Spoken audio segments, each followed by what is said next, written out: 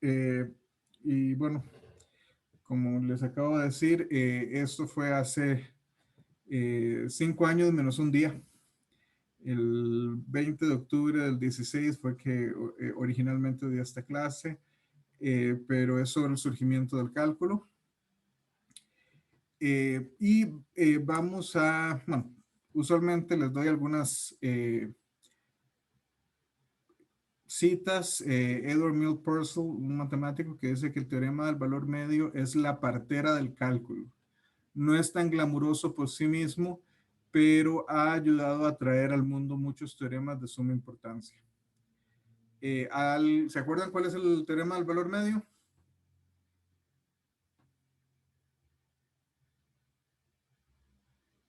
Que el teorema del valor medio es el que dice que si usted tiene que, que f es continuo en un cierto intervalo AB y usted tiene C y D puntos distintos. Bueno, hay muchas versiones, pero usted tiene C y D puntos distintos en ese intervalo, tal que f de C es negativo y f de D es positivo, entonces hay un E tal que f de E es cero entre C y D. Esencialmente lo que está diciendo es que usted tiene el cero, aquí tiene algo por debajo y algo por encima y la función es continua, la función no se puede saltar el cero. Y sí, o sea, en realidad uno toma el teorema del valor medio y hace un montón hay muchos resultados en análisis que vienen del teorema del valor medio. Y John von Neumann uh, es, nos dice que el cálculo es el primer gran logro de la matemática moderna y es difícil sobreestimar su importancia. Define la inserción de un sistema matemático más analítico.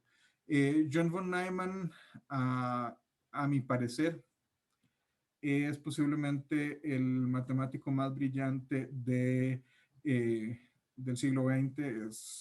Es asombroso, el tipo es fabuloso en ese sentido. Von Neumann, entre otras cosas, es uno de los 3 fundadores del Instituto de Estudios Avanzados en Princeton.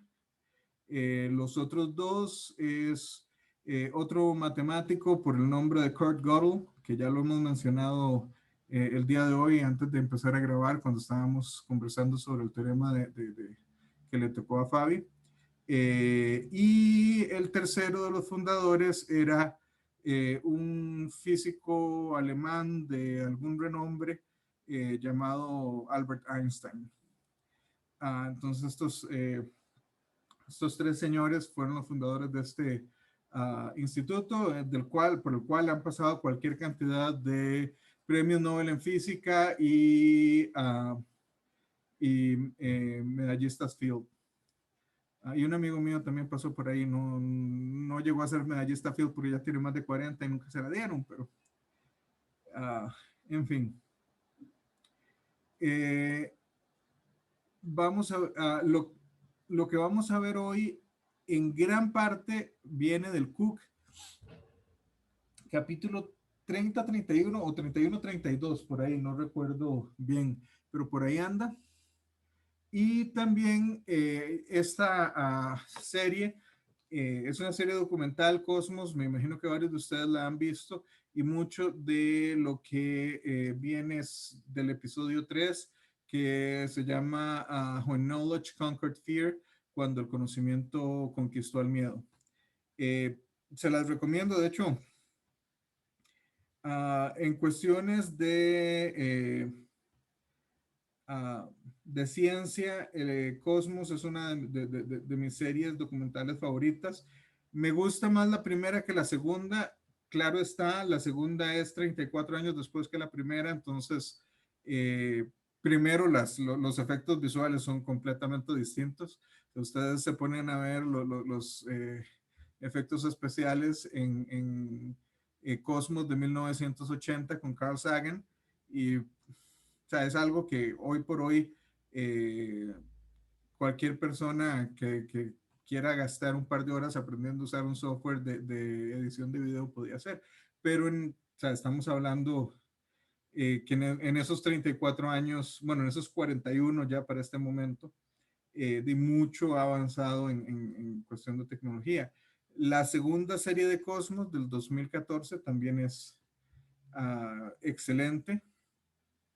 Y la tercera serie que yo les comentaría es una que se llama Conexiones, que también es de los 80s, pero suele ser bastante interesante y mezcla mucho historia de la ciencia y de la matemática con cuestiones comunes. Bueno, primero, ¿qué es el cálculo? En realidad, cuando nosotros hablamos de cálculo, aunque no es únicamente esas dos cosas, estamos hablando de dos problemas principales. El primero es el área bajo la curva. En este caso tenemos una función f al parecer continua en un intervalo AB y queremos ver cuál es el área bajo esa curva. Por lo general, cuando se hace este tipo de cosas al inicio se está considerando una función positiva,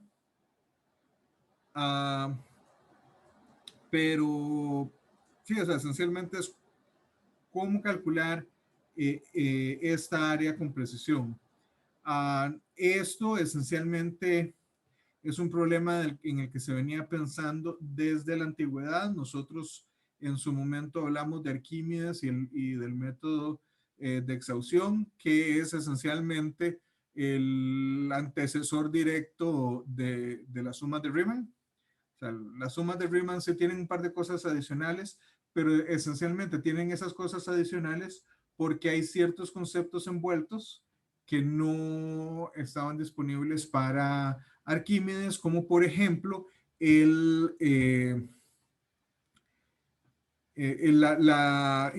concepto de función. Incluso, y esto en su momento quizá lo conversemos, pero el concepto de función todavía para el momento en el que Newton trabaja y en el que Leibniz trabaja, no es un concepto tan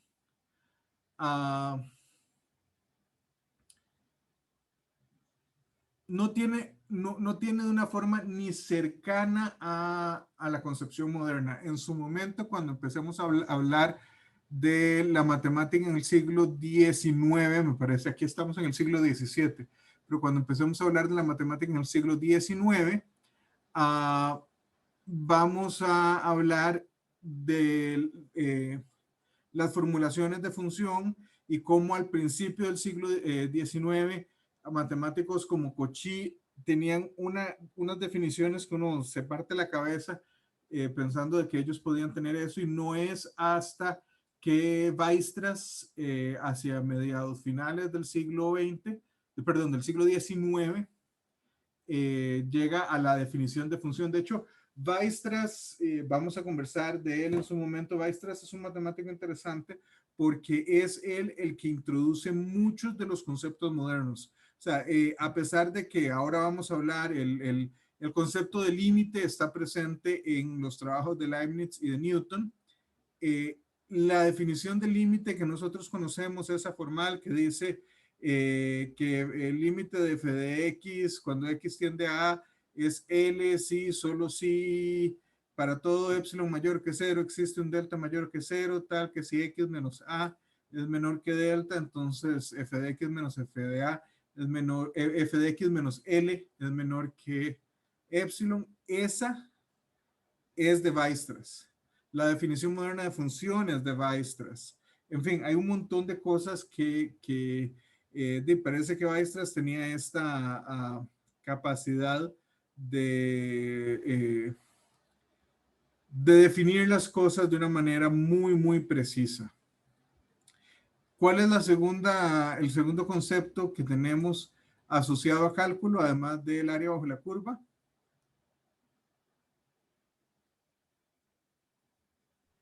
Las derivadas. Antes de llegar a las derivadas, las tangentes. O sea, más aún la pendiente de una curva, de una recta tangente a una curva. Que nosotros hoy las conocemos, sí, como derivadas, pero, o sea, no, las derivadas es la herramienta mediante la cual le damos solución a ese problema, pero el problema generador es el problema de las pendientes. Esto claramente, y esa era una de las preguntas que estaba en el examen, esto es posible una vez que uno tiene geometría analítica. Antes de tener geometría analítica, verlo de esta manera no es tan claro. Y bueno, ¿qué sucede? Bueno, aquí tenemos, en su momento las pendientes eran con ciertas curvas geométricas y después se piensan como eh, tangentes a cualquier curva que puedes, una de las cuales es la que puede ser generada por una función. Una cosa que es importante que recordemos es que la idea de tangencia es local, es decir, que es el único punto en el que se toca eh, a esa curva en un vecindario alrededor de, ya sea, bueno, de la abscisa, si lo vemos de esta manera. O sea, ¿qué sucede? Aquí tenemos otra intersección, otro punto en común entre la tangente y la curva, pero ese está bastante lejos del original y claramente aquí no hay tangencia. Es fácil, o sea, uno puede construir ejemplos de curvas de curvas donde en dos puntos distintos tienen la misma tangente, no la misma pendiente, la misma tangente. Uno puede construir con cierta facilidad. O sea, se me ocurre, por ejemplo, una sencilla, no sé, x a la 4 menos x a la 2 igual, o sea, f de x igual a x a la 4 menos x a la 2. Eso tiene una forma como una W, pega en, bueno, un poquillo más complicada que una W, pega en 0, sube, o sea, pega en -1, sube y vuelve a bajar y pega en 0, sube y vuelve a pegar vuelve a bajar y pega en 1. Todos en todos los puntos hay una tangencia no, ahí les estoy mintiendo. Ese no, ese.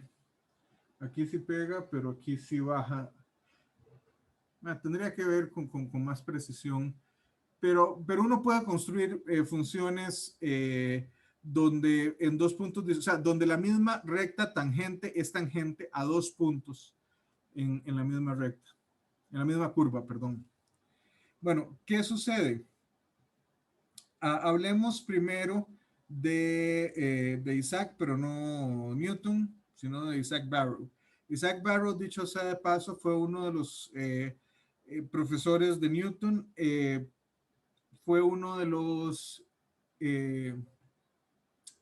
si mal no recuerdo, Isaac Barrows fue de hecho el asesor doctoral de Newton. Y Barrow, entre otras cosas, lo que hace es que él es el primero que le da una prueba que reconocemos como una prueba válida, a pesar de que los estándares de rigor en ese momento eran un poco más laxos, pero una prueba válida del teorema del valor medio que acabamos de mencionar. Después de Barrow, tenemos a estas tres personas, Robert Hooke, Edmund Halley y Isaac Newton. ¿Alguien sabe por qué es que tenemos ahí un signo de pregunta en una silueta y no tenemos una imagen de Robert Hooke? Bueno, ahora más tarde les voy a contar porque es una cosa interesante. Bueno, estos tres señores de una manera u otra están íntimamente ligados con el nacimiento del cálculo, por lo menos una de las dos, creo que ustedes ya saben, y ahora vamos a hablar sobre la controversia entre Newton y Leibniz, pero en la parte inglesa, Robert Hooke, de aquí Robert Hooke es bastante mayor, yo creo que es como 30 años o 25 años mayor que cualquiera de los otros dos, y el más joven es Edmund Halley. Resulta que Hooke es uno de esos casos, bueno, de hecho, si ustedes me dicen, usted tiene que escoger a una de tres personas entre Robert Hooke, Isaac Newton y Edmund Halley, y lo van a encerrar, no sé, una semana con este maíz, solo puede hablar con la persona que escoja. Yo me voy por Halley, porque de hecho, por lo que sabemos, tanto Hooke como Newton eran no exactamente las personas más agradables que uno se puede imaginar. De hecho, hay muchas teorías que asumen que Newton estaba en el espectro autista. Evidentemente, bueno, hay una... Eh, muchos psicólogos dicen que no es ético hacer un diagnóstico de una figura pública o de una figura histórica a la que no se le haya directamente, o sea, que no haya sido paciente directo, no se le haya hecho alguna examinación directa por parte del profesional. Y claramente de Newton murió ya hace varios siglos, ningún psicólogo vivo lo ha hecho, pero se estima que Newton posiblemente estaba en el espectro autista. O sea, era una persona autista altamente funcional, tal vez, no sabemos. Y quizá esos ciertos problemas de socialización que él tenía y ciertas actitudes uh, que son muy famosas o más que famosas, infames sobre Newton, venían justamente de un cierto nivel de autismo no era que ni siquiera que no se lo diagnosticaron, es que en ese momento el autismo ni siquiera era algo diagnosticable porque no era algo descrito en la literatura. Y Hooke, no sabemos, pero Hooke, por lo que se sabe, es bastante una persona, no sé, hasta cierto punto parece que una persona bastante, con un ego bastante frágil. Hooke era un tipo asombroso, o sea, usted ve los descubrimientos, los logros de Hooke y esencialmente este tipo, o sea, sus descubrimientos van más allá de lo que son los descubrimientos de la gran mayoría de los científicos de su era y de cualquier era. Por ejemplo, o sea, ¿alguien sabe qué es la ley de Hooke? Es la de los resortes. Correcto. La ley de Hooke viene por Robert Hooke. ¿Qué otra cosa viene por Hooke? Bueno, una de las cosas que parece que él,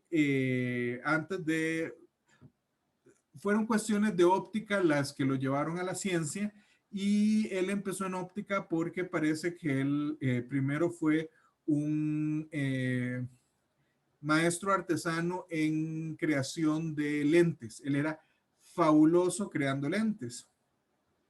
Entonces el tipo sencillamente agarró el diseño de Galileo del telescopio. Tenemos que ver que Hooke era un hombre muy joven, yo creo que un adolescente, una cosa así. Tengo que revisar las fechas, ustedes pueden revisarlas, pero, o sea, yo creo que no tenía ni 20 años cuando murió Galileo. Y bueno, entonces el telescopio de Galileo era esencialmente el estado del arte cuando venía telescopios. Hooke, siendo un experto en la manufactura de lentes, pues tomó el telescopio y lo mejoró asombrosamente. O sea, el tipo hizo, por ejemplo,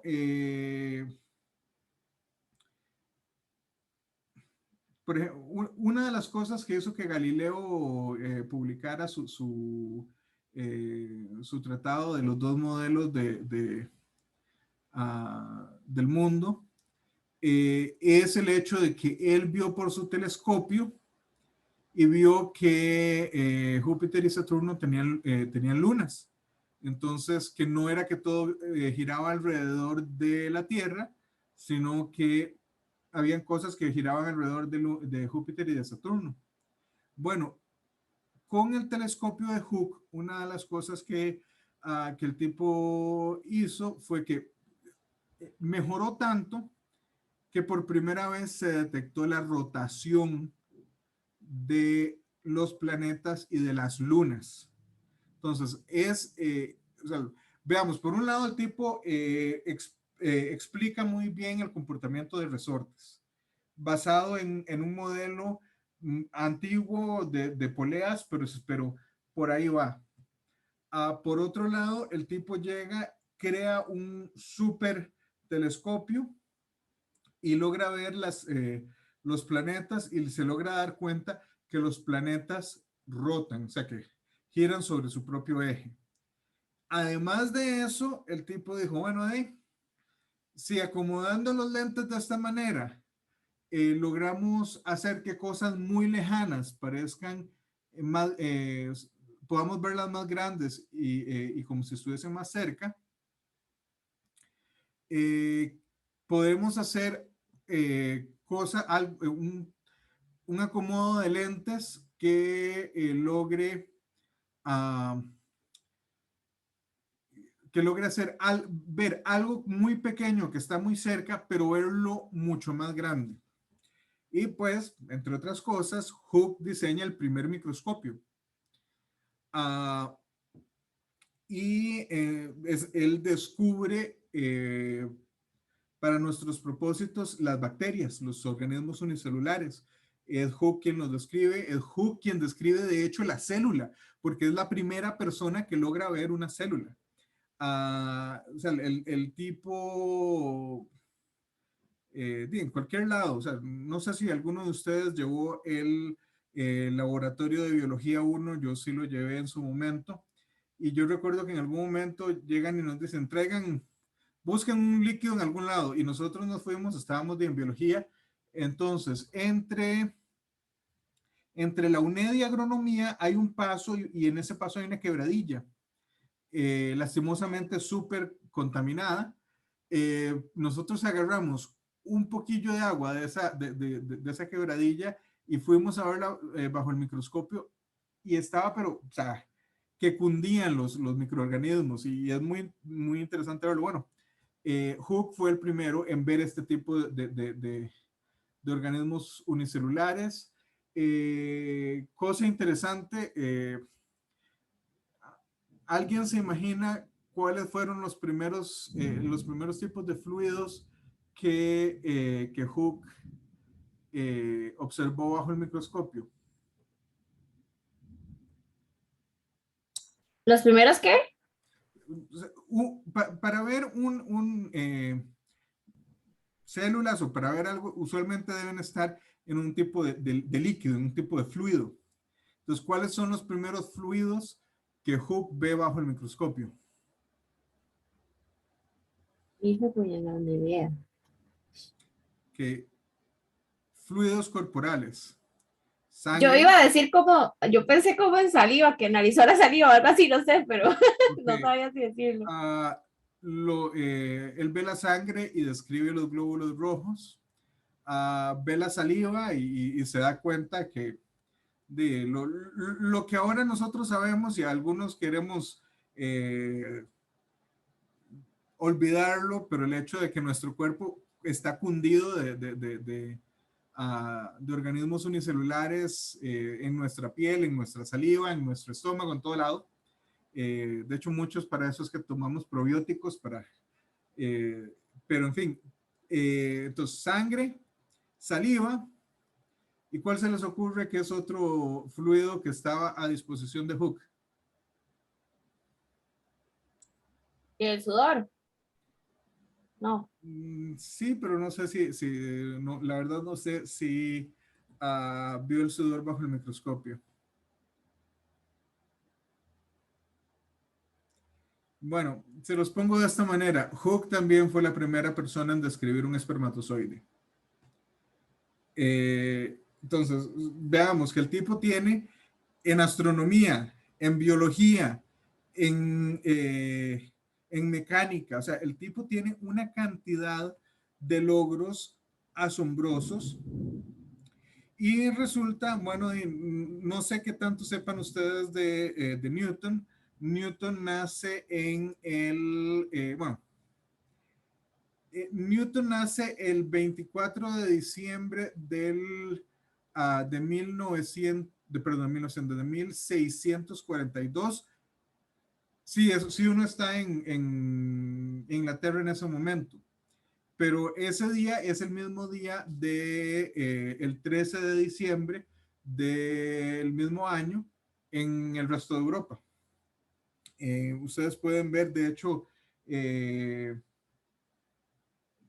por motivos más que todo políticos, era que Inglaterra no estaba en el calendario gregoriano, porque el calendario gregoriano pasó cuando, después de que Enrique VIII había separado Inglaterra de la Iglesia Católica, y la modificación del calendario fue hecha por el Papa Gregorio. Gregorio algo, no me acuerdo cuál es el número de ese Gregorio, durante el reinado de Isabel I o Elizabeth I. Y en ese momento, creo que es John Dee, que es un matemático, cuando les llegan y le preguntan a él, mira, ¿esto tiene sentido? Él dice, sí.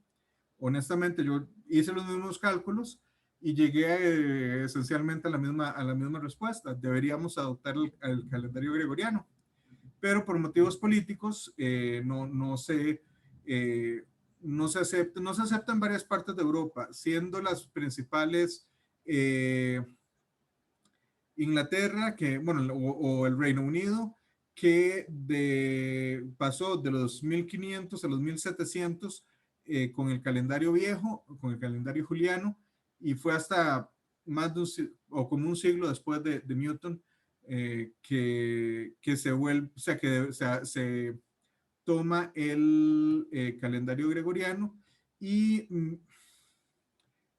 los rusos son otros que por mucho tiempo no toman el calendario gregoriano. Me parece que lo adoptan después de la revolución de 1917. O sea, ellos pasaron más bien 400 años. Pero en fin, Newton nace en 1900, ¿qué nace? En 1642. Parece que es, como muchos científicos, parece que en la escuela, que era una sola, que ahora nosotros tenemos primaria y secundaria, el tipo no era particularmente bueno. O sea, no era que le costaba, era que el tipo no estaba motivado. Pero su papá había muerto incluso antes de que él naciera, y su tío toma la responsabilidad y decide mandarlo a estudiar. Y resulta que una vez que llega a la universidad, el tipo sí era bastante bueno. Lo que sucede es que si mi memoria no me falla, es de 1666 a 1667, se da lo que se denomina el Annus Mirabilis, o el año maravilloso, o el año milagroso, como quieran traducirlo, de Newton. que es cuando Newton toma, o sea, esencialmente, ¿qué es lo que sucede? Eh, Hay una reincidencia de plaga bubónica. Yo les había hablado hace un tiempo que la peste negra, lo que se denomina como la peste negra, que era efectivamente peste bubónica, la bacteria se llama Yersinia pestis, que había pasado por Europa y había matado. Los estimados son del 30 al 60% de la población y en algunos lugares llegaba al 80% localmente, pero bueno, y también el problema ahí es que no tenemos censos tan confiables como para decir exactamente esta fue la cantidad de gente que murió, pero en el mejor de los casos, una de cada 3 personas en Europa murió. Esto fue en 1300, de 1347 a 1351. Sin embargo, Dale es una enfermedad endémica, es una enfermedad que está ahí, usualmente se da en ratas por las pulgas que pican a las ratas, pero lastimosamente los seres humanos, aunque creamos lo contrario, tendemos a ser animales un poco sucios y las ratas viven cerca de nosotros porque nosotros desechamos cosas que las ratas pueden utilizar y esa cercanía entre ratas y seres humanos es lo que crea esa zoonódica, es que se llama una enfermedad, es que creo que es zoonódico, o sea, que pase la barrera de una especie a otra, que pase de ratas a humanos. En realidad pasa de las pulgas de las ratas a los humanos, porque por esa convivencia de alguna pulga eventualmente pica un humano y después otro y después otro. Pero resulta que en 1666 se da lo que se denomina como la plaga de Londres. En este caso no estamos hablando de una plaga al nivel que había habido 3 siglos antes, sino es una plaga menor en la cantidad de gente y en la expansión territorial en la que se da. O sea, es una epidemia, no una pandemia. Sin embargo, es lo suficiente como para que las universidades cierren y manden a todo el mundo para la casa. Esencialmente lo que pasó aquí el año pasado, pero sin toda la tecnología de telecomunicaciones que tenemos. Y el tipo, Newton, que ya para ese momento tenía 23 años, se va para la casa y el tipo empieza a hacer experimentos y primero revoluciona, o sea, llega con una teoría de óptica que por mucho sobrepasa la teoría de Descartes de un siglo antes. Las leyes de mecánica también. El tipo se le llama el Annus Mirabilis justamente por eso, porque es en un año el tipo genera una cantidad de resultados eh, asombrosos, más en el área de física que en el área de matemática. Tengan en cuenta que Newton está estudiando filosofía natural, lo cual en general, o sea, es lo que hoy llamaríamos ciencias. Y el tipo saca de él solo en un año, o casi 2, pero en fin, o sea, una cantidad de tiempo más o menos como la que llevamos ahora en esta pandemia. Eh, el tipo hace lo que uno esperaría de una generación completa de científicos. ¿Y qué sucede? Cuando él publica, Hooke lo acusa de plagio. Hooke acusa a Newton de plagio y Newton primero lo niega, pero después simple y sencillamente él deja de publicar y no publica nada por casi 20 años. Eso estamos hablando segunda mitad de los 60 del siglo XVII. En 1670 él le envía, y se me va el nombre en estos momentos, pero al director de la biblioteca de Cambridge, él le envía una carta donde donde él esencialmente describe, no con todo el rigor matemático, pero describe el proceso mediante el cual él deduce que la ley del inverso del cuadrado de las distancias es cierta. ¿A qué nos referimos con esto? Bueno, me imagino que ustedes conocen un poco de la ley de gravitación. Si usted tiene dos cuerpos, la fuerza gravitacional que uno ejerce sobre el otro es, bueno, es G, la constante de Newton, por la primera masa por la segunda masa dividido entre el cuadrado de de la distancia entre las dos masas. Bueno, esa parte del inverso, o sea, de uno entre el cuadrado de la distancia, eh, la gente era como una de esas ideas que está en el aire, que hay gente que la cree, pero nadie la ha podido probar.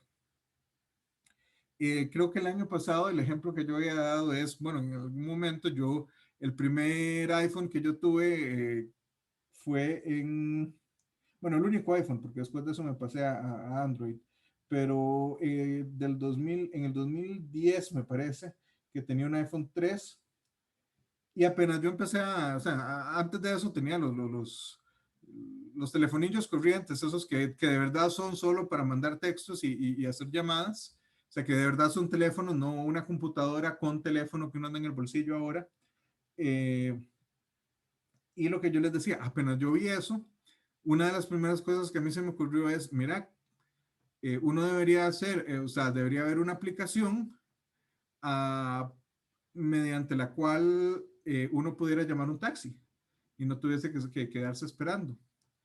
Y bueno, evidentemente esa era una idea que estaba en el aire porque ahora tenemos Lyft, tenemos Uber, tenemos Didi y hay varias otras compañías que hacen eso. Yo no voy a decir es que esos madres me robaron la idea. No, no, o sea, es una idea que estaba en el aire y que a más de alguna persona, o sea, si a mí se me ocurrió, a alguien más se le ocurrió y esa persona tenía el conocimiento en, informático para desarrollar la aplicación. Uh, la desarrolló y ahora es Uber, por ejemplo. Bueno,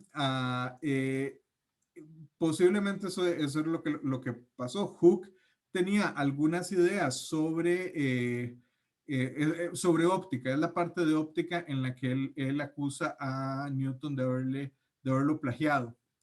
Y existía esa idea y resulta que Hooke era uno de los que decía que la ley esta de del inverso de los cuadrados, de un segundo. De hablar tanto, se le seca uno la garganta. Entonces, Newton, por mucho tiempo, o sea, en el 70 le manda al director de la biblioteca de Oxford, no, de Cambridge, esta carta, pero nunca la publica. Y resulta que como en 1682, por ahí, Halley, Edmund Halley, que dicho sea de paso, creo que la última vez que el cometa Halley pasó fue en el 87 y yo tengo la impresión de que la mayoría de ustedes no estaba vivo para ese momento, todavía no había nacido, no sé si alguien sí.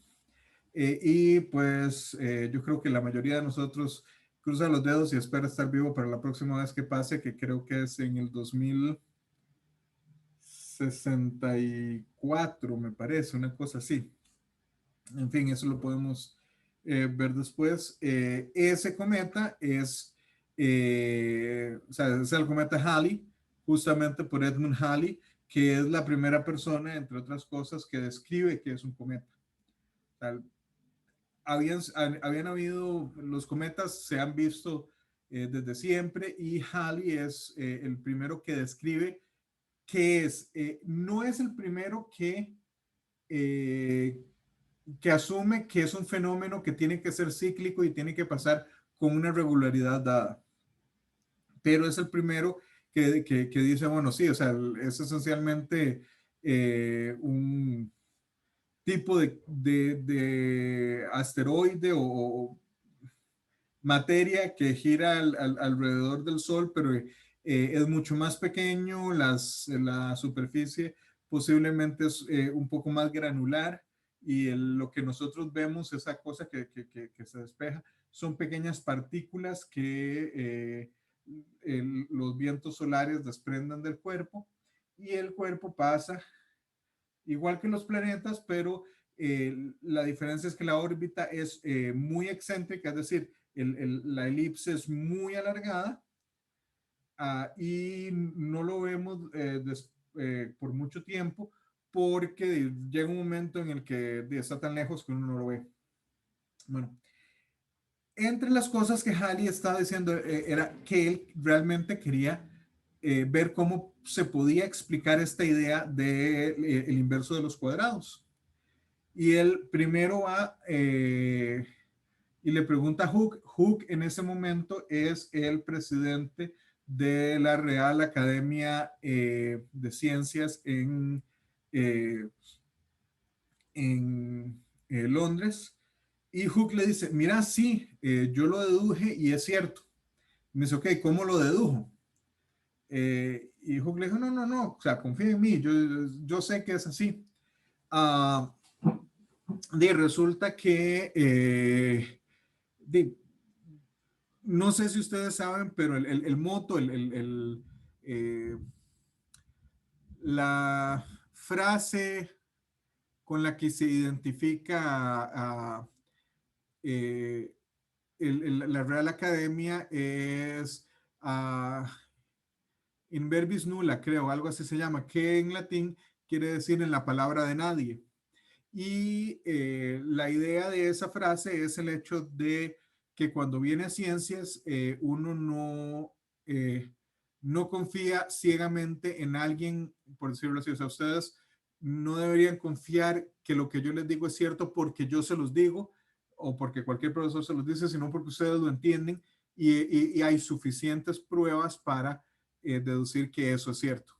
Entonces, esencialmente, Halley le dice, ok, o sea, si usted dice que lo dedujo, ¿dónde está la deducción?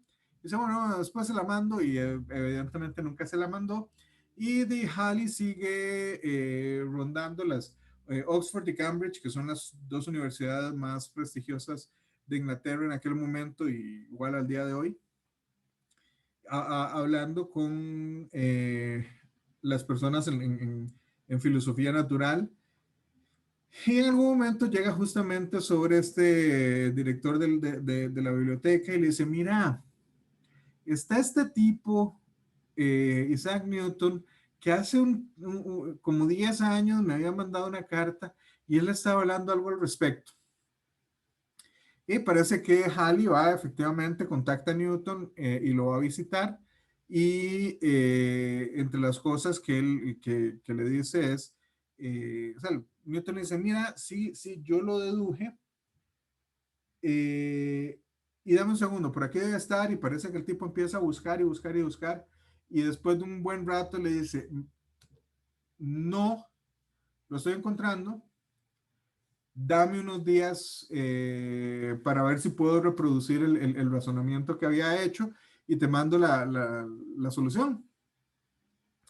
Y bueno, y Halley se devuelve para Londres y posiblemente, me imagino yo, que sin mucha expectativa, especialmente dado que Hooke, que era en su momento, era el Einstein de la época, o sea, era el tipo este que en ciencias había hecho descubrimientos monstruosos. Si Hooke nunca le había respondido, pues que le iba a estar respondiendo.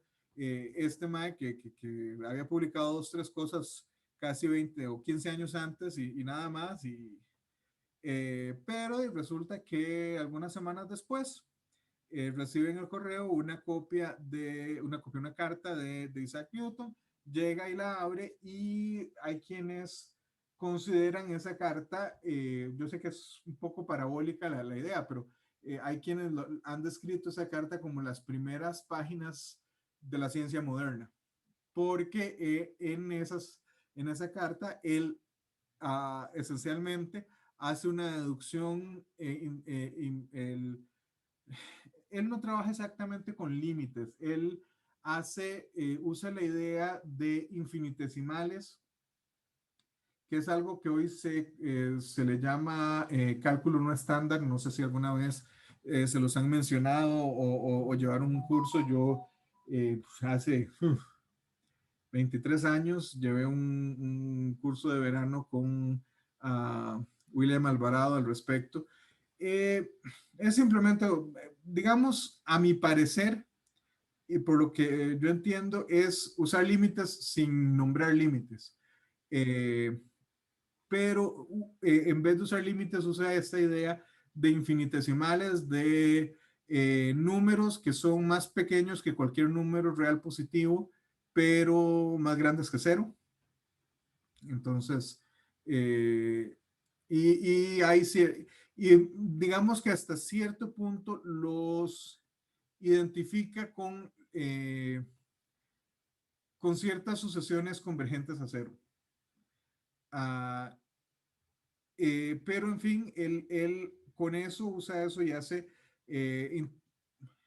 creo que era fluxones, como le llamaba, pero esencialmente son derivadas. Entonces él describe la idea de la derivada y esencialmente deduce una fórmula que de una manera muy precisa predice la posición en cualquier momento dado de los planetas. Halley vuelve no recuerdo si fue a Cambridge o a Oxford, tengo la impresión de que era en Oxford, y trata de convencer a Newton que publique, y Newton no quiere, porque especialmente sabiendo que Hooke decía que él lo tenía, pero Halley insiste. Y Newton publica. Efectivamente, Hooke acusa a Newton de plagio nuevamente, justamente por la deducción de estas fórmulas a partir de esta idea del inverso del cuadrado de la distancia. Pero en este caso, Newton sí se defiende, y para peor, Hooke muere no mucho después de eso. ¿Y a quién nombran como presidente de la Real Academia de Ciencias una vez muerto Hooke? Acuérdense, Hooke era el, el presidente en ese momento. Bueno, nombran justamente Newton. Y es curioso porque se dice que la primera noche que Newton tuvo la oficina para él, en la oficina del presidente de la academia, habían retratos de todos los antiguos presidentes. Y al parecer, Newton en esa primera noche tomó el cuadro de Hooke y lo tiró a la chimenea a usarlo como leña. Y resulta que ese es el único retrato de él que se sabe que era de él.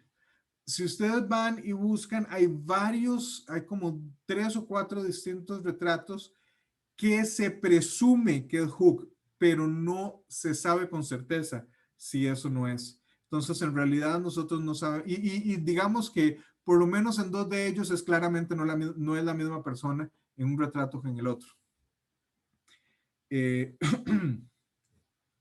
Bueno, ¿qué sucede?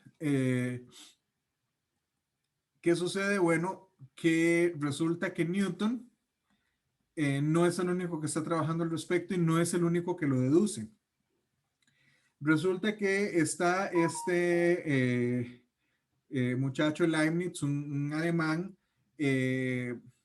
Leibniz es brillante. O sea, Leibniz, él entró, creo que de 13 años a la universidad y a los 15 años ya había terminado el currículum para como jurisprudente, esencialmente como abogado. Y deciden no darle el título porque les parece escandaloso que un muchacho de 15, 16 años tenga un título de abogado y que pueda ejercer.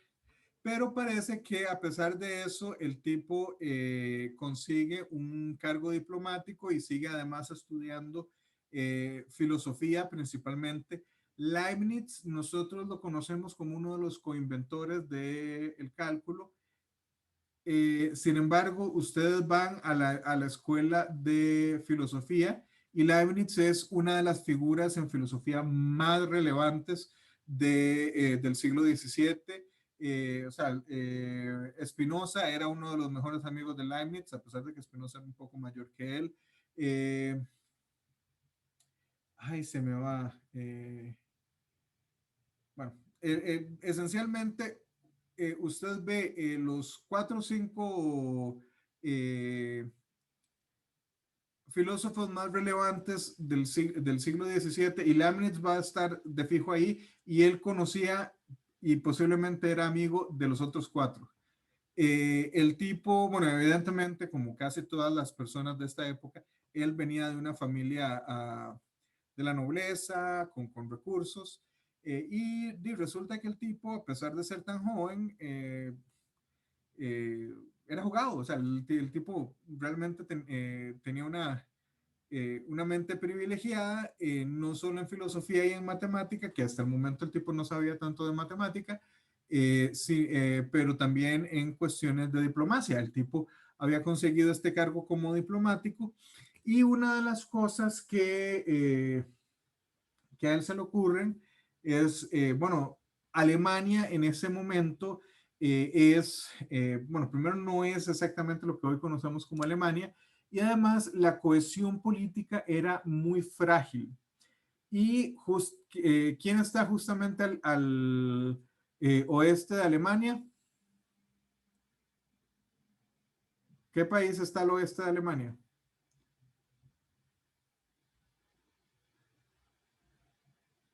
Ahí. Deberían refrescar un poco cuestiones de geografía. Francia. Francia es uno eh, de los países más importantes en Europa en ese momento. Es, de hecho, posiblemente eh, tiene en esos momentos posiblemente el mejor ejército de Europa. Y en ese momento el mejor ejército de Europa era esencialmente el mejor ejército del mundo. Y Leibniz, pensando en el hecho de que Francia podía querer invadir y anexar Alemania y que en ese momento Alemania no estaba en posición de defenderse, pues lo que hace es que le da convence a la corte francesa de que ellos deben hacerse cargo de los problemas en Egipto. Entonces, esencialmente eh, que traten no, eh, acuérdense que en esos momentos Egipto es primero una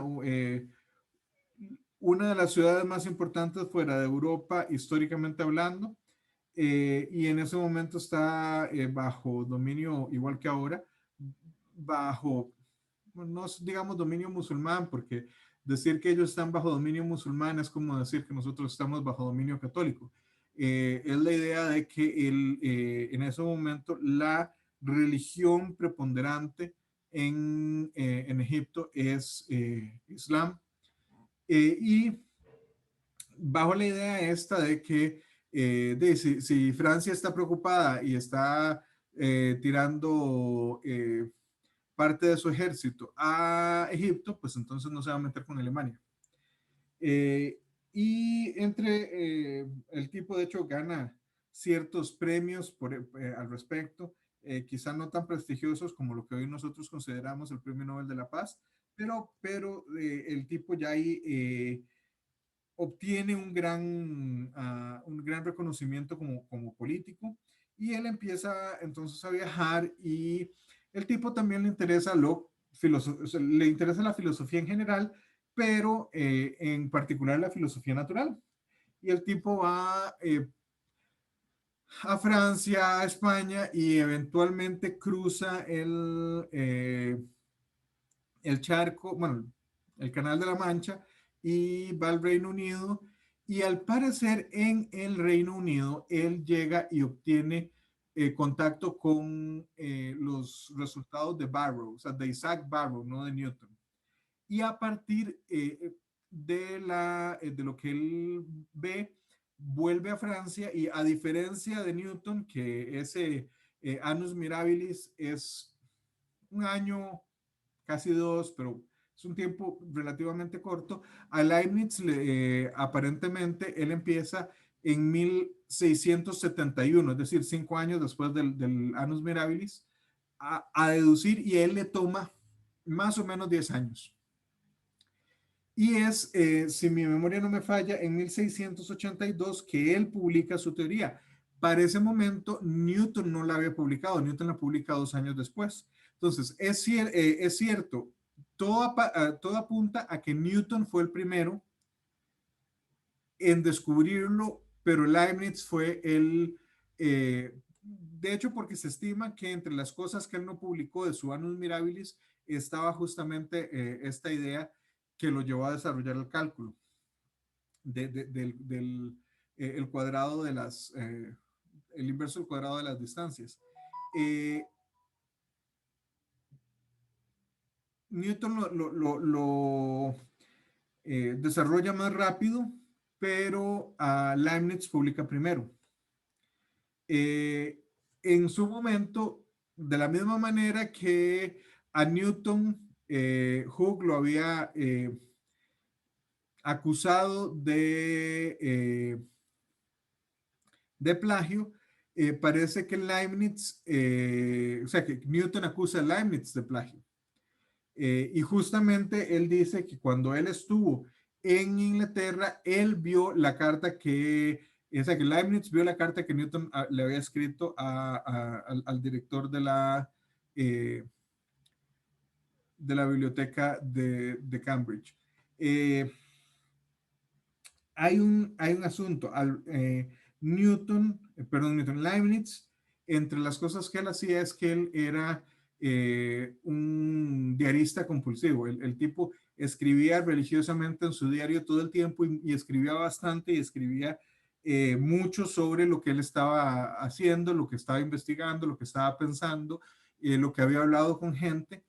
Esos diarios sobreviven al día de hoy, y en los diarios él describe haberse topado con los resultados de Barrow, pero no menciona en ningún momento los resultados de Leibniz. Y se da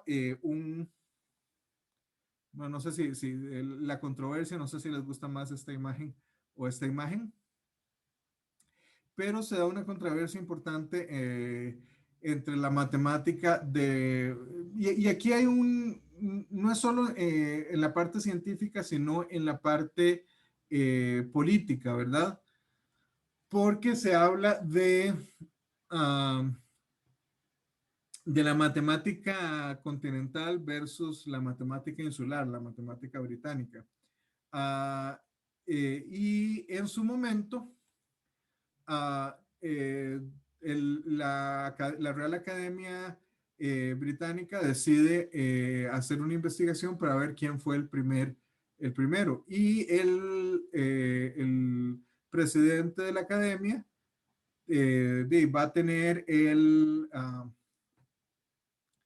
tiene la potestad de ser quien dirija cualquier comisión de la academia. ¿Y quién es el presidente de la academia en esos momentos? Newton. Entonces, Newton abre la investigación y concluye que Leibniz fue o sea, verdaderamente ah, hizo plagio y que él fue el descubridor real de la teoría. Ahora, ya yo creo que todos estamos de acuerdo, me imagino, en que es muy, muy, muy sospechoso que uno sea juez y parte en cualquier proceso de este tipo. O sea, Newton era una de las partes porque era la controversia entre Newton y Leibniz, y además es el juez, él es quien decide quién fue el primero. Eh, de, sí, hay un claro conflicto de intereses en ese caso. Al día de hoy, todo el mundo coincide, o la mayor parte de los historiadores de la ciencia coinciden, que Newton y Leibniz, sí, Newton posiblemente inició el descubrimiento del cálculo en el 66-67. Leibniz posiblemente lo desarrolló entre el 71 y el 80-81. Leibniz publica primero, Newton después, pero esencialmente la idea es que son teorías, o sea, son esfuerzos independientes. Los dos conocían los resultados de Barrow y casi que ahí terminaba el contacto entre ellos. Una de las cosas en las que se ve es que los enfoques son muy distintos. Cualquier persona que leyese y en su momento entendiese las dos teorías, era claro que era una sola teoría, que era la misma teoría, pero los enfoques eran muy distintos, la notación era muy distinta. No sé si ustedes han visto en física, todavía se usa mucho una notación más parecida a la notación de Newton, tanto para integrales como para derivadas. Las notaciones que nosotros usamos cuando nosotros hacemos ese df entre dx o df entre dt, eso es notación de Leibniz, no de Newton. Nosotros lo vemos más ahí. Nosotros usamos la idea de límite, no la idea de infinitesimales, que eso es más acorde a la teoría de Leibniz, pero esencialmente, o sea, nadie está diciendo que ninguno de los dos tenga más mérito que el otro, específicamente en el desarrollo del cálculo. No vamos a terminar ahora porque les quiero contar sobre sobre lo que vino después en el cálculo. Y este muchacho, Roger Coates, es uno de los discípulos de Newton.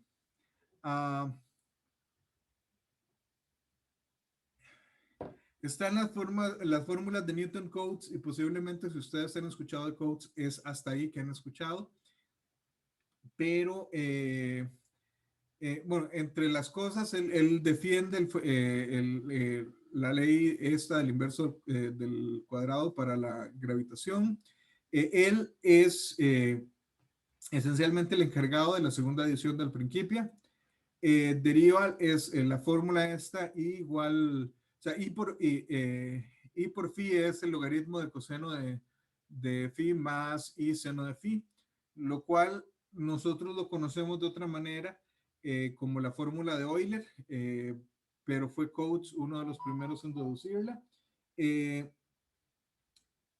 ¿Por qué es que, bueno, por qué creen ustedes que de Coates no sabemos tanto al día de hoy?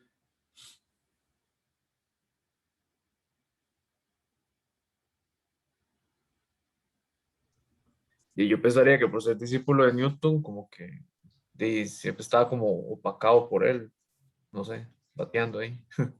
En realidad, no. El mismo Newton decía que Roger Coates era la mente más brillante del siglo XVII. El problema es que Roger Coates murió muy joven. Entonces, él hizo algunos resultados, pero murió muy joven. Creo que tenía como 30 años, que incluso en aquel tiempo para alguien de la nobleza era muy joven para morir. Eh, y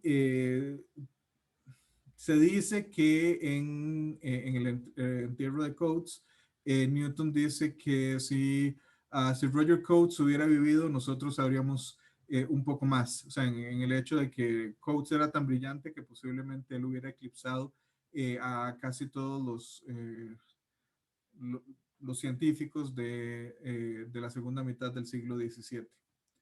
Eh, Después de eso, tenemos a Brooke Taylor. ¿Qué se les ocurre que hace Brooke Taylor? Y me ponía profe ni batear, porque la verdad yo nunca lo había escuchado, a este nunca. Que Taylor, entre las cosas que él hace, él desarrolla, él dice, bueno, si existe esta idea del cálculo diferencial cuando estamos en un medio continuo, en R, bueno, ¿y qué sucede si nosotros estamos en un medio discreto? Y él desarrolla el cálculo en diferencias finitas, que es en gran parte precursor al análisis numérico. ¿De qué le suena el nombre de Taylor en cálculo? Series de Taylor. Y serie de Taylor, sí. Bueno, las series de Taylor es esencialmente parte de este estudio que él hace, que es esencialmente la idea de una integral discreta, y termina siendo este tipo de series que aproximan a una función en todos sus puntos, bueno, dentro del radio de convergencia. Y bueno, sí, la serie de Taylor. Por otro lado, Leibniz, entre los pupilos de Leibniz están James y Johann Bernoulli. ¿Qué saben de James y Johann Bernoulli? Ecuaciones diferenciales. Ecuaciones diferenciales. Okay. Ecuaciones de Bernoulli. Bueno, primero que nada, una de las cosas, James y Johann son hermanos. Son los fundadores de la dinastía de los Bernoulli, que esencialmente el siglo XVII, XVIII y todavía a principios del XIX, casi que en cualquier área de la matemática uno encuentra a alguien que sea un Bernoulli. Está James, está Johann, está Jacob, está Daniel, y ahí llevo 4, pero son como 9 o 10. O sea, son un buen número de matemáticos de una misma estirpe, de una misma familia, que son muy importantes en la historia de la matemática por esencialmente 200 años. Una de las cosas interesantes es que James y Johann son hermanos, pero por la mayor parte de su vida no se querían para nada. O sea, los tipos esencialmente pasaban contentos un año y después se peleaban 5. Lo cual yo creo que si alguno de ustedes tiene hermanos, uno sabe que uno quiere mucho a los hermanos, pero a veces los quiere matar también, con más frecuencia de la que uno quisiera admitir. Bueno, me parece que las diferencias entre ellos eran bastante grandes. Eh, Johann suele ser considerado el mejor entre ellos. Quizá, entre otras cosas, porque Johann vivió mucho más tiempo. O sea, James murió no creo que no había cumplido 40 años cuando Johann creo que llegó a los 70. Johann era el menor también, pero por lo menos mientras los dos estuvieron vivos, eh, siempre tuvieron encontronazos importantes. Investigaron los problemas de cálculo de variaciones y, bueno, fueron figuras muy importantes popularizando la idea del cálculo. Tengamos en cuenta que los sistemas universitarios en aquel tiempo eran mucho más reducidos que ahora. Y los medios de comunicación también. O sea, en estos momentos yo publico un artículo en algún tema y resulta que hay alguien en China, y pongo China simplemente porque pienso en el otro lado del mundo y es el primero que que viene a la mente. Pero no sé, podemos estar hablando cualquier lugar del mundo. Nepal, Vanuatu, donde sea, mientras tengan una colección en internet, pueden bajar el artículo y leerlo esencialmente segundos después de que yo lo suba. En aquel tiempo los sistemas de comunicación eran mucho más lentos y mucho más de que alguien te tenía que enseñar el asunto. Y ellos son algunos de los que lo popularizan y justamente entre las otras cosas, déjenme ver si está acá, iniciaron formalmente el estudio de ecuaciones diferenciales. Una vez que usted tiene derivadas, pues tener cuestiones que involucren derivadas y ecuaciones, o sea, y ecuaciones, pues es algo que no, o sea, que viene como naturalmente y ellos son los que se dan cuenta que se pueden modelar ciertas cosas como, creo que el modelo, me imagino que en ecuaciones diferenciales lo habrán visto, de presa-predador, que esencialmente las poblaciones de presa-predador siguen un comportamiento como de seno y coseno, o sea, que son muy, tienen un comportamiento muy semejante, pero desfasado. O sea, hay mucha presa, entonces el predador empieza eh, a con abundancia de presa empieza a comer mucho, se reproduce más y cuando hay más depredadores, pues entonces tienen un efecto mayor en la población de las presas, la población está baja, entonces hay menos que comer y la población de los predadores empieza a bajar y entonces como hay menos depredadores, la presa empieza a reproducirse y empieza a aumentar hasta que llega al punto anterior. Eso, o sea, esencialmente lo que usted dice es que Y' es igual a una constante por Y para ambos. Entonces uno termina siendo un coseno y el otro termina siendo un seno. Bueno, entonces, como ustedes dijeron, efectivamente con los Bernoulli, ecuaciones diferenciales es una de las cosas en las que más se les reconoce. Está Guillaume de l'Hôpital. Me imagino que el nombre les dice de dónde viene, o sea, por qué se le conoce y por qué se le conoce. Por la regla del hospital. Ajá, Por la la regla regla del del hospital. L'Hôpital. Curiosamente, hay quienes dicen que la regla del L'Hôpital no es del L'Hôpital.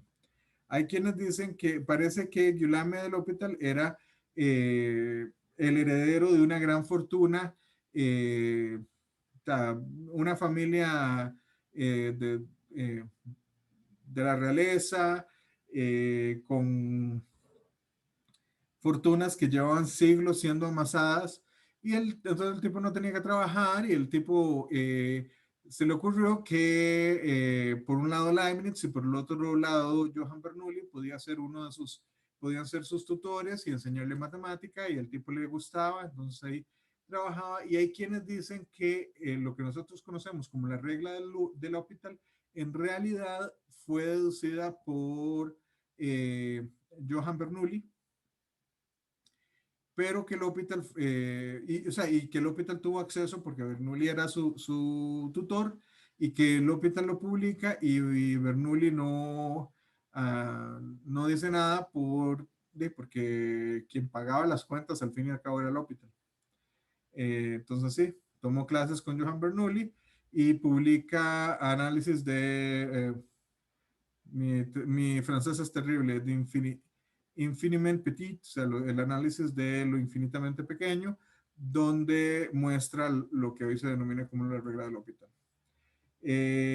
Otro es a Michel Rolle, que se conoce por qué.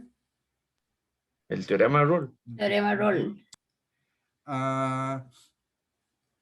Además del teorema de Rolle que le conocemos, él desarrolla independientemente un proceso esencialmente de eliminación gaussiana. Tengan en cuenta que esto es 2 siglos antes de Gauss, bueno, siglo y resto antes de Gauss. Pero también nosotros pasamos por ahí y sabemos que en la antigüedad hubo quienes resolvieron sistemas lineales con algo que es esencialmente el sistema de eliminación gaussiana. Me parece que fue en Mesopotamia. Bueno, él expone ciertas inconsistencias en ese libro que habíamos visto sobre el análisis de lo infinitamente pequeño, y eso hace que él y Bernoulli esencialmente se peleen. Maclaurin, vean que aquí ya no lo pongo como pupilo de ninguno de ellos, ni de Leibniz ni de Newton. ¿Y por qué se le conoce a Maclaurin? Hay una cosa que se llama el McLaurin, que es como algo de, como lo de Taylor, pero de McLaurin. Es Sí, no me acuerdo el nombre. Polinomio de Maclaurin.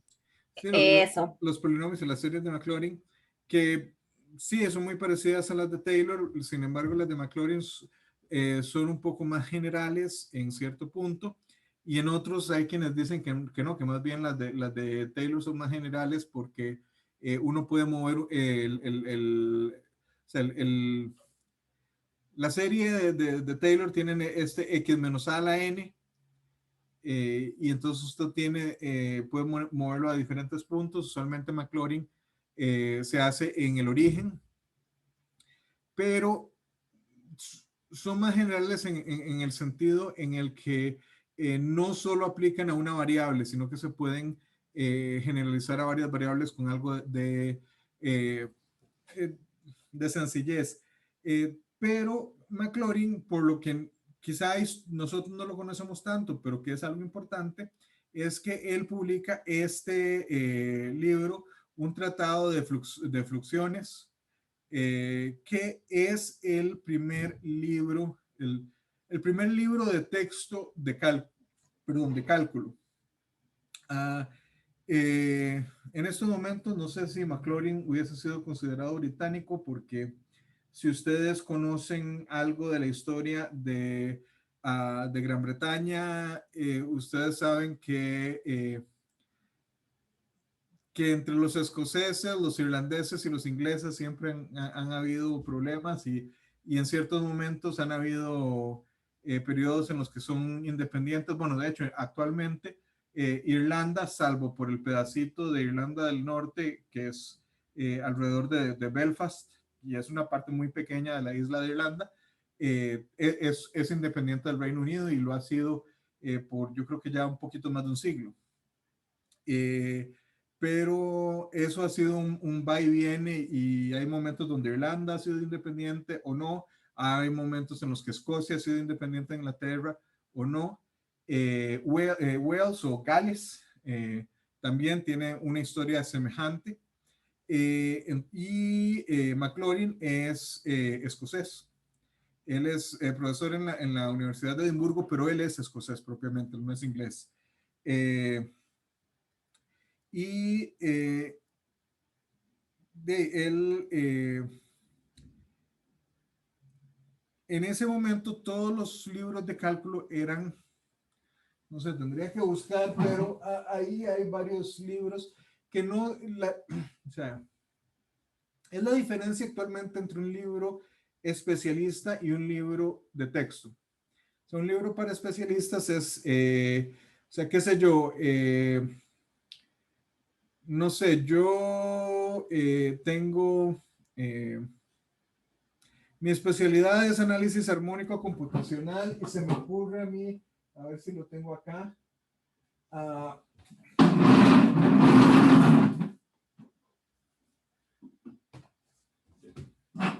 se me ocurre a mí este libro. Este es un libro especializado, o sea, este es un libro que usted tiene que saber un montón sobre la matemática de proceso de señales digitales para entender lo que está ahí, versus un libro como este, que es el libro de álgebra de Lang, que está hecho para que la gente aprenda álgebra de él. En este caso, ellos asumen que usted ya sabe la teoría, y lo que están es exponiendo una parte muy particular de la teoría. Bueno, es la diferencia entre libros de texto y libros de especialista.